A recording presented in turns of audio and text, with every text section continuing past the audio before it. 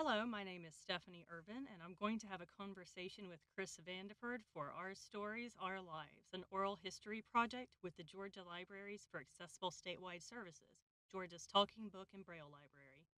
It is December 11th, 2018, and this is being recorded at Glass Atlanta's recording studio in Atlanta, Georgia.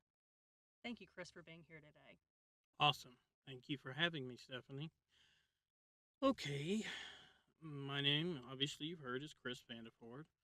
I have been blind now, or started to lose my vision in the beginning of 2015. Um, what I can say is that it definitely took me by surprise when this all started happening. I was driving to work one day and noticed that the tire on a van was oval shaped. So this is a little strange. So you start to worry a little bit. You get to work, and I had my boss and his wife calm me down. I later that evening met with my wife, discussed it with her, and began the plans of what we were going to do. Um, the next day, we ended up going to an eye doctor out in Lawrenceville. I forget the name. Please forgive me for that.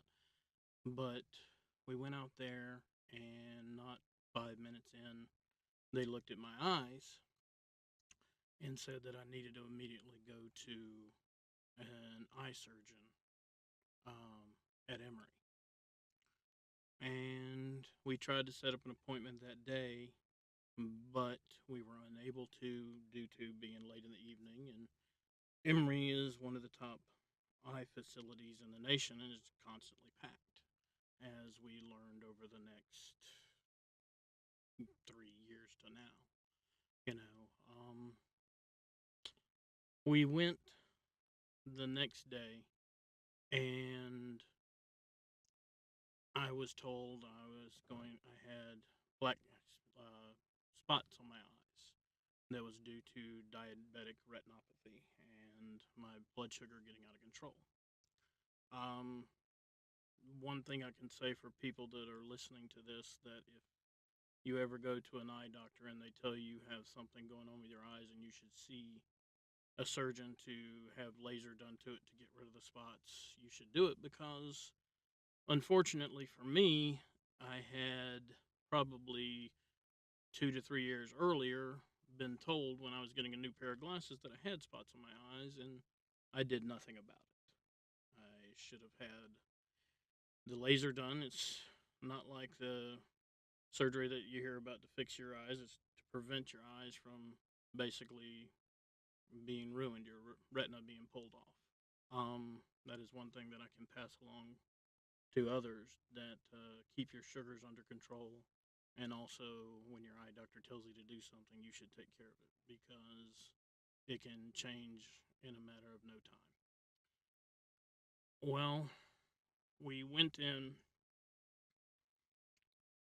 to see the doctor, um, and they told us that I would need the laser done, and also possibility of other surgeries beyond that. Well, they put um, the anesthesia in my eye with a needle, and they also coated my eye just to numb the pain before that. Well, unfortunately, they didn't warn my wife, who was in there, who saw the Q-tip sticking out of my eye and turns and looks and says, "Oh God!" and just, it scared her, but it made her laugh too, and it freaked me out. But it's also sort of a little bit of a comic relief right there in a tense moment. But after that, we sat around and we waited, and about an hour later, after the eye had numbed, we went and did the laser surgery.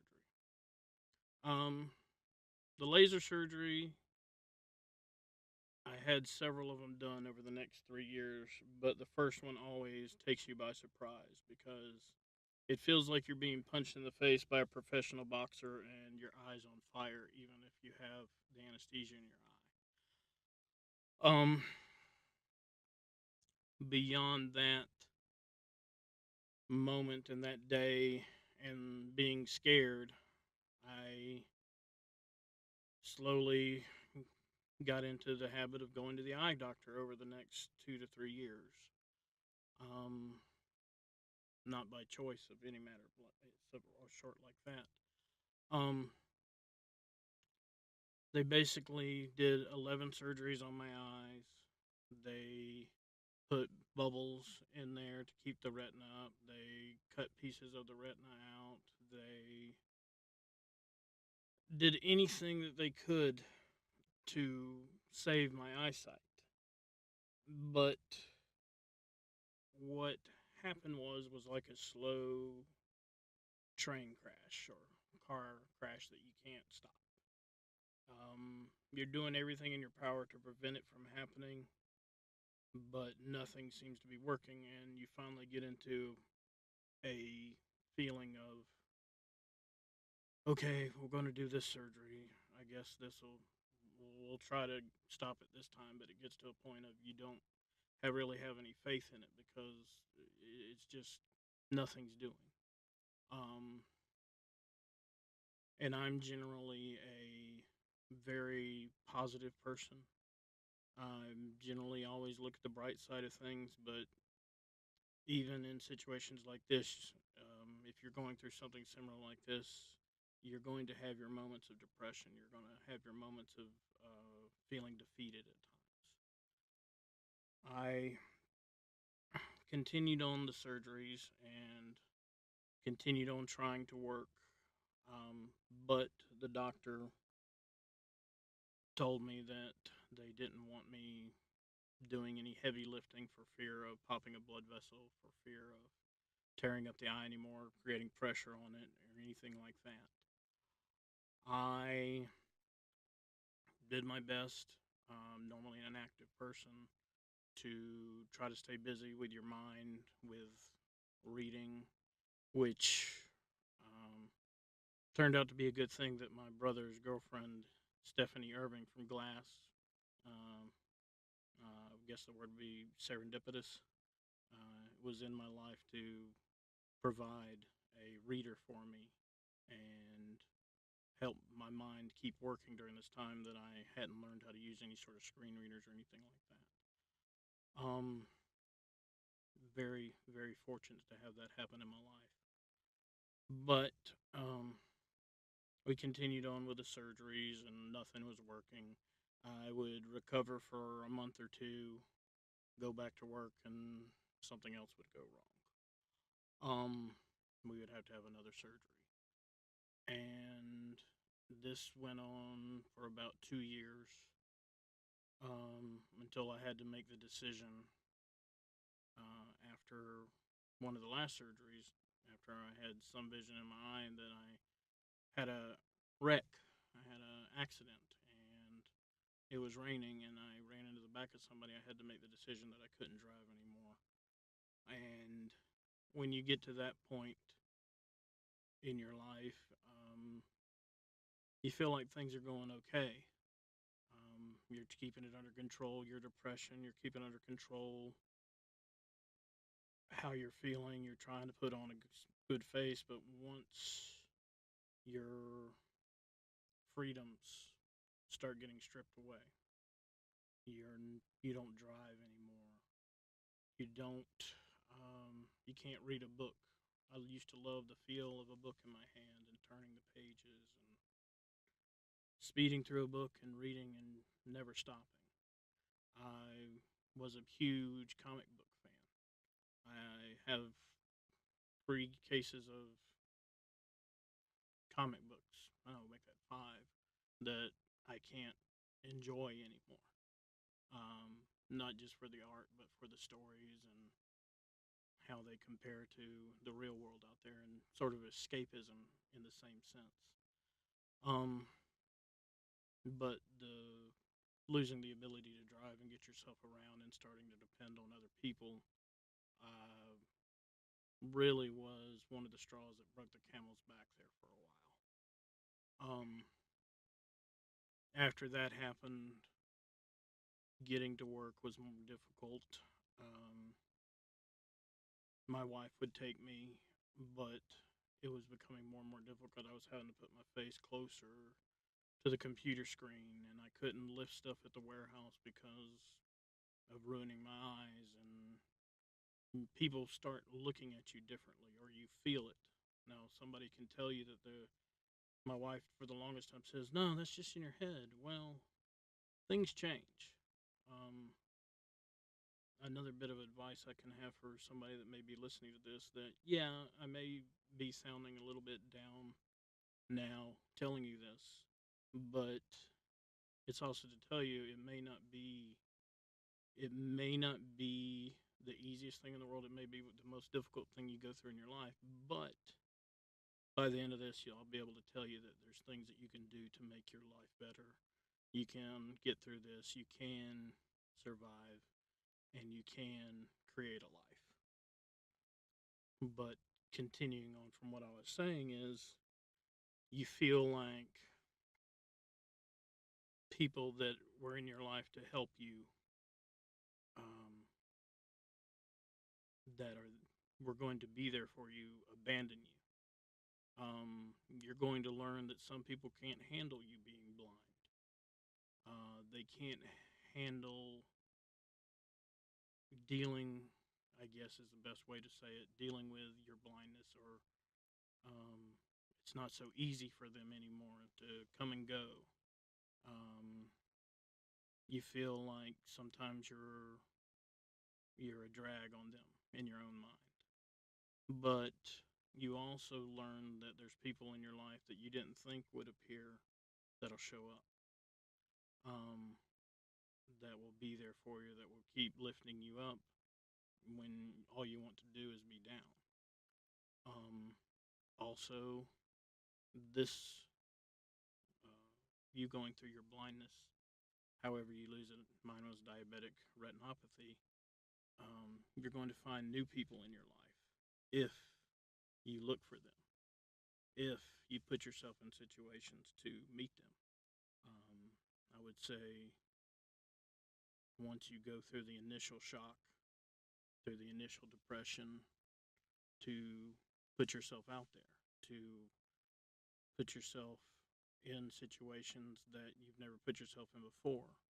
Be involved with uh, organizations like the Visually Impaired Blind Society, or the National Foundation of the Blind. Put yourself out there with other people that are going to teach you how to get through this.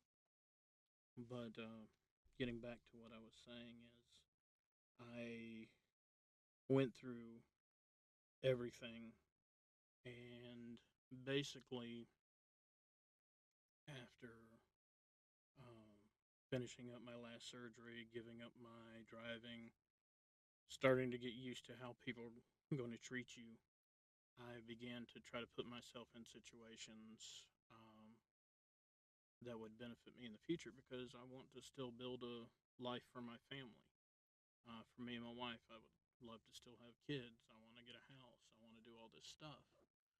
But I can't do that just by laying around and being depressed and woe is me. So after we got through all of that and continued on, I called into uh, who did I call into? I ended up calling a gentleman who directed me to Center for the Visually Impaired. I somehow ended up getting their number because I was trying to find a way back into the workforce. His name was Adam Hinchloff, and he worked for Voc Rehab, Georgia Vocational Rehab. He now works for CVI, and he's a fantastic gentleman with a quality organization. But he told me that I would have to throw myself into the work. Um, I would have to put everything into it to learn the skills, to be able to move forward, and to be able to get to where him and others were, where they were contributing members of society, and also making it so people didn't look at a blind person or looked at blind people as okay, they're blind, so they're not usable, they're not worth anything. Very good on my soul, very good on getting me moving in the right direction. So in November, um, after testing with CVI, Center for the Visually Impaired of Atlanta, I began um, I began working with them. I worked on Braille. I worked on that with Anna Trotman. I worked on my keyboarding with Greg Akins, who was the president of the National Federation of the Blind, who got me involved with that. Ernest, Rashida, everybody at CVI who taught me my cane skills, my PC skills, my Braille, Lynn Miller, several people over there that are very interested in helping the blind out. I threw myself into my work and into preparing myself for the next step. Um, it's been a huge journey for me to even get to this point because you think you're going to just go through life and work hard, move on to the next thing, but you don't expect something like this to jump out at you. And organizations like Glass and CVI and NFB have really helped me prepare myself after, like I've said, the initial shock and depression to move forward. Um, my grandfather went blind, but for different reasons. He had a heart attack and he went blind, and I always told my family that I hope that never happens to me, and, and see what happens, under different circumstances. But I'm rambling on a little bit. After I went back to CVI and I've been working on that, I finished up all my classes. I built relationships with the instructors, the directors, and started building roads to other jobs, to connections, started talking to people because that's the only way you're going to move forward. If you're going through this, if you're going to move forward in life, not just in your daily living skills, but in trying to find work and trying to make it better for people in our situation and to be a part of the solution, you're going to have to uh, work hard at it and deal with these things that come your way. Um, I have gotten myself an internship there now, and I'm working with teaching Android users, Android phones to people that don't know how to use smartphones and stuff, and it's been very rewarding. I've been very fortunate to be happy with the work that's come my way um, through CVI. I'm hoping that once I finish school, I'm going back to Georgia State and I'm going to get my certified rehabilitation counselor degree and hopefully move in to a position with vocational rehab, CVI, the VA, or something like that after about 2 or 3 years of school and go from there. Also, what's been rewarding for me too is the National Federation for the Blind, or excuse me, of the blind. Anna would correct me on that one. It's been very rewarding being involved in that and getting started with trying to uh, work with them on better legislation for the visually impaired and blind, and working through that process and meeting new people and figuring how to live in this world as a visually impaired person. I would say that even though this has been sort of like I said earlier, a little bit of a down, talking down about this stuff, it's not easy. I'm not going to lie to anybody out there that's listening to this. It's not easy, but it can be done. And I've seen people that have it worse than I do, who are blind, deaf, who have uh, multiple sclerosis. They have all sorts of different diseases that every day get up and go to work. They do what's necessary to get through the day and they don't complain. They may have some aches and pains here. They may have days that are just rough, but it's just amazing for me, for someone that was just, for a hot minute there, was depressed about it and worried about things, to see these people do this and do it well. Um, it's been very rewarding for me for that, working with NFB, CBI, and Glass, and meeting all the interesting people that come into my life. And I can say that you, the listener, can do this too. Um, One thing else I can say is, please watch your sugars. Uh, Take care of yourself as far as what you eat. Monitor it. Don't just blow it off. Um, Somebody can be diabetic and they could be the skinniest person in the world and still have high sugar and still have high risk for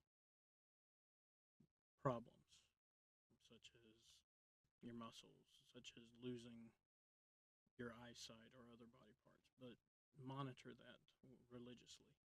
Um, I would also say, throw yourself into the life.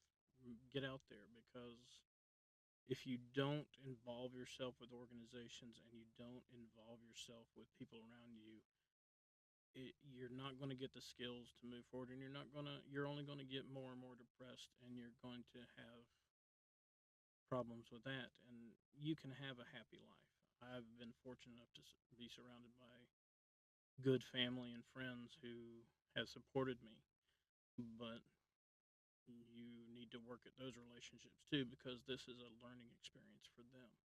Um, when I first started that, I didn't think that it would be. I think that people would just adjust, and I'd be the one going through the tough parts of this.